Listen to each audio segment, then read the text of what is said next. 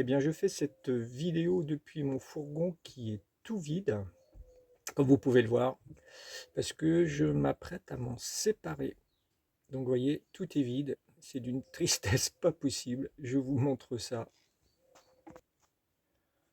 Vous voyez, les placards, j'ai tout vidé. Euh, il n'y a plus de déco, il n'y a plus rien. Là, tout est vide. Là, la petite étagère, je la laisse. Euh, derrière, forcément, il n'y a plus rien non plus. Donc, vous voyez, dans la salle de bain, tout est vide également. Le placard est vide. Les étagères sont vides. Vous voyez, tout est éteint. C'est d'une tristesse. Bon, on va pas éterniser la visite, hein. Imaginez un fourgon tout vide. C'est bien triste. J'ai quand même un pincement au cœur de m'en séparer. Mais bon, c'est comme ça qu'on avance aussi, hein. Donc, je vais prendre de livraison de mon nouveau fourgon cette semaine. Je vous montrerai ça dans une autre vidéo. Mais dans cette vidéo, je voulais faire, c'est un abonné qui m'a dit ça. Ah oui, tiens, il faudrait que tu fasses un bilan de ton fourgon. Donc je vais faire un petit bilan.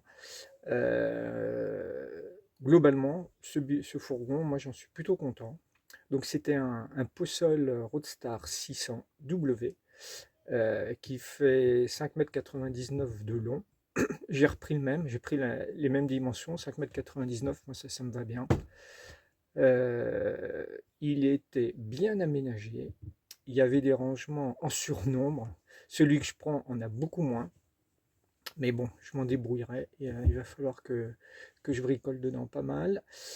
Mais bon, ça c'est un autre sujet. Celui-là donc était très bien aménagé, beaucoup de rangements, une douche centrale que j'adorais.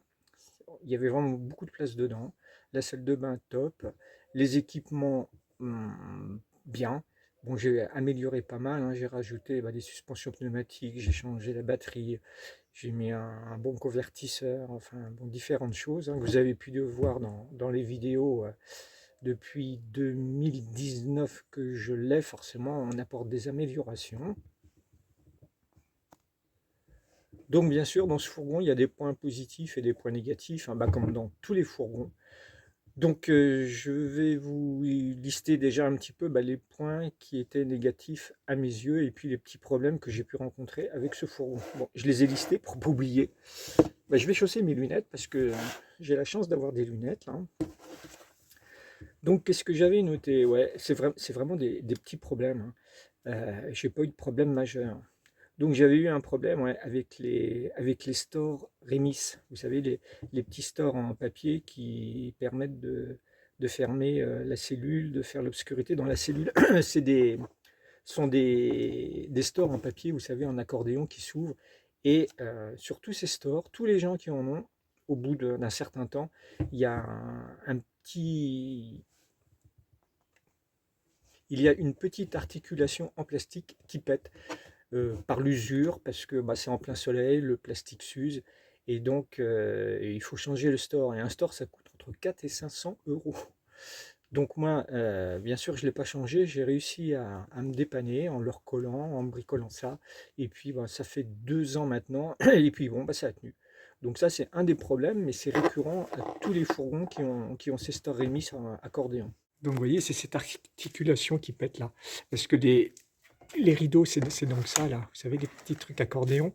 Et c'est ça ici, là, qui pète. Juste là. Vous voyez? Donc moi, j'ai pu le recoller. Et puis, ça a tenu. Bon, ça, c'est Rémis, hein, c'est pas Peugeot, mais apparemment, tous les fourgons et camping-cars sont équipés avec ça. Il n'y a pas d'autres fournisseurs. Ensuite, un problème que j'ai rencontré, ouais, là c'est pareil, hein. C'est pas Peugeot, c'est plutôt un de ses fournisseurs, c'est Domitic, c'est le Lanterneau, si vous vous souvenez. Dans une vidéo que j'ai faite il y a 2 ou 3 mois, je vous ai montré, j'ai un Lanterneau à manivelle, un Domoiki, et à l'intérieur, pour la manivelle, il y a une espèce de rouage, de petit, voilà, qui était complètement usé. Et la manivelle tournait dans le vide, donc il a fallu la changer, c'était un bazar pas possible. Si ça vous intéresse, j'avais fait une vidéo un peu détaillée sur la réparation que j'avais pu faire. Voilà, donc ça c'était quand même un problème pas simple à solutionner parce que là pareil, le lanterneau, j'avais été voir deux trois concessionnaires, bah eux voulaient carrément me le changer et c'était un billet de 1000 € qui partait pour changer ça, donc j'ai dit non. Donc moi j'avais pris l'option de le réparer et j'en avais eu aller pour une dizaine d'euros hein, pour changer le pignon qui était cassé et puis bah, ça s'était très bien passé comme ça. Ensuite, qu'est-ce que j'ai eu comme souci? Bah, pas grand-chose d'autre. Ouais, la cuve à eau, le bouchon qui n'était pas forcément bien hermétique. Bah, ça, encore pareil, hein, j'ai vu plein de gens qui avaient le même problème que moi. Je l'ai solutionné bah, tout simplement hein, en vraiment en le serrant à fond le plus possible et puis en mettant tout autour une espèce de graisse sur tout le filetage et puis je n'ai plus jamais eu de problème d'étanchéité avec le réservoir même quand il était plein à 100%. Donc voilà, c'est un problème récurrent sur les fourgons qui ont voilà, ces fermetures. Là, pareil, j'avais fait une vidéo, donc vous pourrez voir. Qu'est-ce que... Bah voilà, hein, sinon, j'ai pas eu d'autres problèmes. Non, toc, toc, toc, toc, toc, non. Alors après, dans les points positifs, il y en a quand même, il y en a quand même pas mal, hein. C'est vraiment un fourgon de qualité en termes de mobilier. C'est du mobilier qui est vraiment solide. Il n'y a pas de grincement. Quand on roule, ça bouge pas. Il n'y a pas de bruit parasite. Parce que ça, les bruits parasites, il n'y a rien de pire. Là, franchement, non, c'est vraiment en top qualité. Tout ce qui est charnière, tout ça, ça n'a absolument pas bougé. J'ai juste au niveau de, bah pareil, c'est un fournisseur de Possol. La plaque de cuisson, vous savez, il y a des petits caoutchoucs qui tiennent la grille sur laquelle on pose bah, les ustensiles de cuisine, bah, les petits caoutchoucs qui pètent, qui se coupent en fait. Et donc ça, il fallait les changer régulièrement. Mais bon, moi j'avais trouvé une autre solution.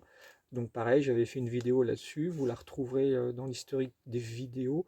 Moi, j'avais mis de la gaine thermorétractable à la place et puis je n'ai plus jamais eu de problème. Après, dans les points positifs, en ce qui concerne l'isolation du fourgon, tant en termes thermiques que phoniques, bon, j'ai vu certains van lifers qui ont des fourgons Possol qui se plaignent de l'isolation. Moi, j'ai pas à m'en plaindre, hein. Franchement, moi je trouve qu'il est super bien isolé, tant au sol, on peut marcher pieds nus, on n'a pas froid. Les parois sont bien isolées. Les seules parties qui sont vraiment mal isolées, c'est la porte latérale, le bas de la porte latérale, où là vraiment il n'y a quasiment pas d'isolation. Donc moi je mettais en fait une couverture quand voilà le long de la porte l'hiver et la porte arrière, pareil, qui est pas très bien isolée, mais là j'avais collé un revêtement sur la portière et puis bah, plus de problème. Donc globalement, bonne isolation, surtout phonique. Et puis l'été, un bon courant d'air, et puis on ne souffrait pas trop de la chaleur. Donc comme je vous le disais, au niveau de la salle de bain, la douche, moi j'avais une douche centrale, ça c'est vraiment top. Bon, le problème de la douche centrale, c'est qu'au milieu du fourgon, au lieu d'avoir un plancher parfaitement plat, bah, vous avez un petit débord de, allez, ça quoi, ça fait aller 3-4 cm qui correspond au receveur. Donc ça fait une petite marche, mais voilà, à part ça, il n'y a vraiment pas de souci. Et puis vous avez vraiment une douche spacieuse, vous pouvez vraiment vous laver pratiquement comme chez vous. Donc ça, c'est top.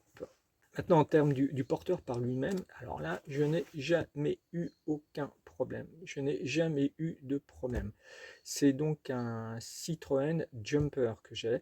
Moi, c'était un 2 litres à l'époque, en 2019, c'était des moteurs 2 litres 130 chevaux. Apparemment, ce sont des très bons moteurs. Je n'ai jamais eu un souci, aucune consommation d'huile, une consommation d'essence, enfin de gasoil plutôt raisonnable, parce que je tournais quand même entre 8 litres, 8 litres et demi en fait. Je faisais rarement 9 litres, entre 8 et 8 et demi en roulant à aller rarement plus de 80-90 km/h. Moi je suis pas un fou du volant, j'ai le temps et puis 80 km/h on fait quand même de la route sans s'en rendre compte.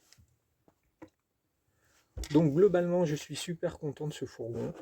J'ai vraiment passé de très beaux moments dans ce fourgon, j'ai vu de belles choses, j'ai fait de beaux voyages. J'espère en faire au moins autant avec le prochain. Alors pourquoi je change ce fourgon? Je l'ai donc acheté en 2019. Donc 2019, 20, 21, 22, 23, 24. Il va avoir 6 ans en début d'année prochaine. Donc là, j'avais une grande décision à prendre parce que un fourgon de 2019 aujourd'hui, il garde une cote sur le marché assez élevée. Sa cote sur le marché reste quand même intéressante par rapport au prix auquel je l'ai acheté.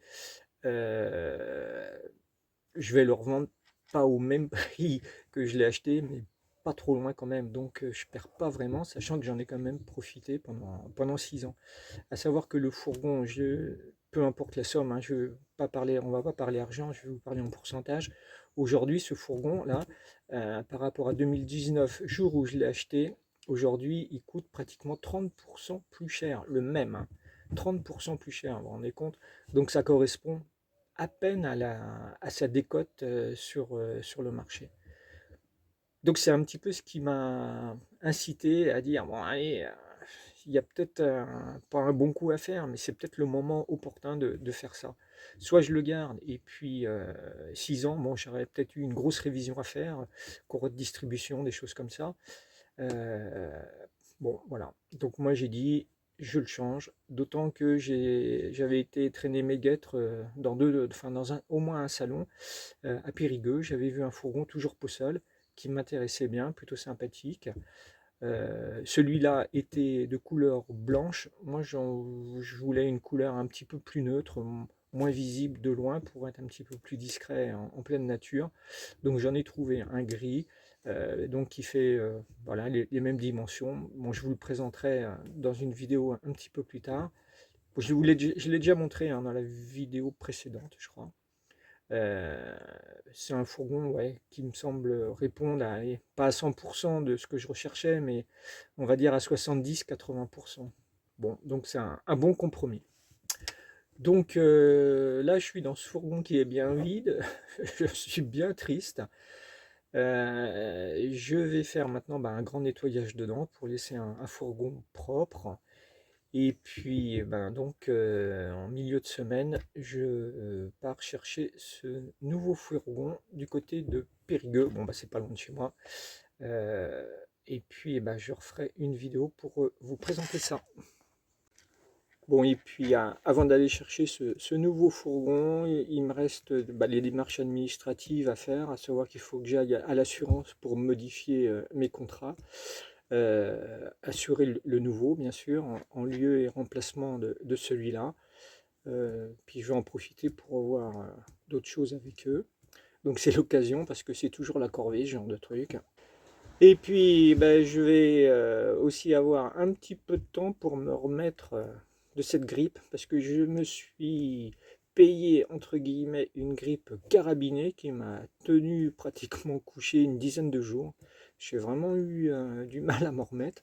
Mais là, bon, ça y est, je récupère. Je suis juste voilà, fatigué.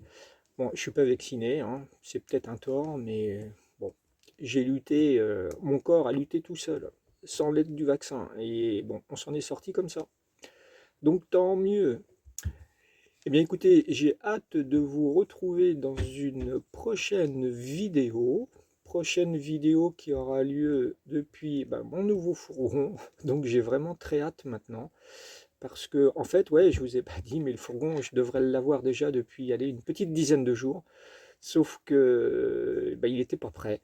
Parce que bon, enfin, c'est pareil, hein, on verra ça dans la vidéo, j'ai fait installer différentes choses et puis ils ont rencontré des problèmes. Bon, il a fallu que ça a été un petit peu compliqué, hein. Il a fallu que je me fâche tout rouge pour qu'ils trouvent une solution, mais ça y est, la solution a été trouvée.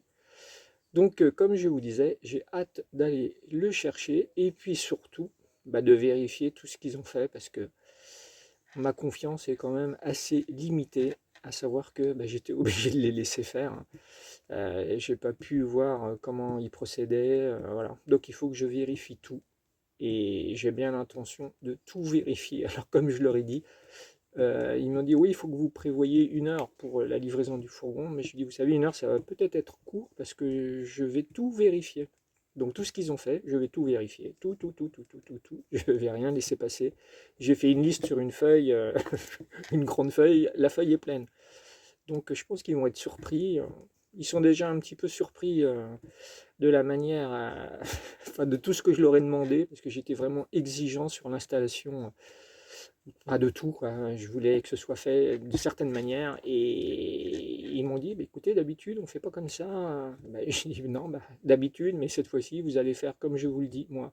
Et ça a été pas trop simple. Donc, bon, enfin bref, on verra ça. Je vous raconterai plus en détail une prochaine fois. Bon, allez, à très vite maintenant, avec hâte, dans le nouveau fourgon. À très bientôt. Bye bye.